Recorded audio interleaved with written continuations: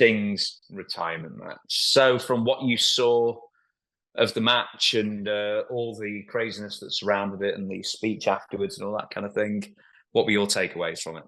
I got on the internet, I got on somewhere, and I says, what would AEW have had as their main event had they not had Sting in his retirement match? Oh, people got all upset. Oh, damn butthurt about it. But I'm thinking, listen, you don't get these retirement matches that much anymore. I mean, Flair had one, but nobody believed it, even when he had it. But Sting, let me say something about Sting. People believed it. When Sting said, this is my last match, people believed it. And you know why they believed it? Because Sting, over the years, has always been straight up with them. He's never been busted for drugs, never been busted on any kind of a sexual charge and nobody says anything bad about Sting. Even in the industry, he's respected. So when the fans heard, this is my last match, they believed that because he's never led them astray before. And they took it to Greensboro, which was a smart move. Now I'm putting Tony Khan over again.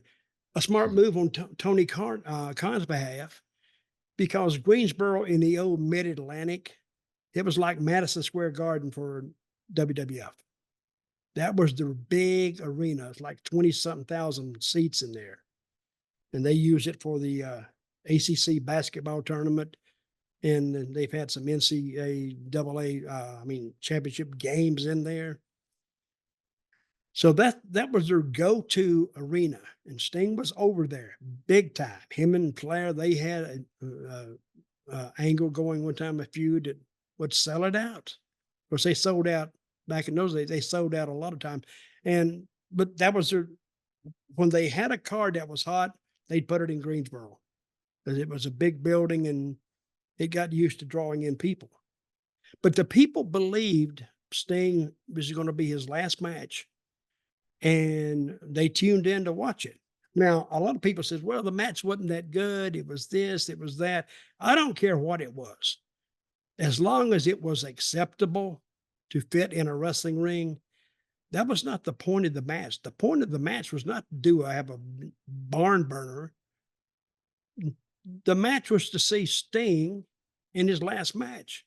And somebody says, well, isn't traditional in wrestling, if Sting is leaving, for him to lose? Well, yeah, it is. But in this particular case, if he'd have lost, they'd have had a riot in Greensboro. Because people would say, we spent our money to come over here and you give us a crappy finish like this and you beat him. So really the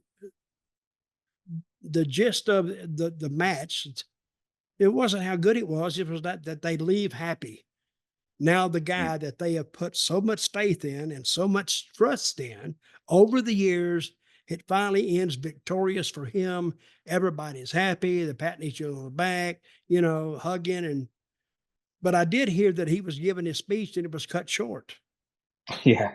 There was only 3 minutes left on the pay-per-view when he gave his speech, and the didn't elongate. I'm sure more of it. I'm sure more of it was available afterwards, on the internet. But yeah, it's just one of those things. Really, probably the match ran a bit long. Did you see it? Yeah, I watched it all. I watched it all last night, and I've heard some people loved it, absolutely loved it. I was a bit warm on it. It was a good match, and I think overall it was a good pay-per-view. It really was. Those guys were motivated. Of course, you get motivated when you're a talent, when you go out there and you see it sold out. That's a rush. It really is. I think everybody should be able to have that feeling sometimes of walking out there and there's 16,000 or 20,000 or 80,000 on WrestleMania sitting there. It is overwhelming, and it is a rush. Let me tell you what else is a rush. Go out there and there's 25 people. Well, you 25 people in there, you go, God, what happened to that rush I had yesterday?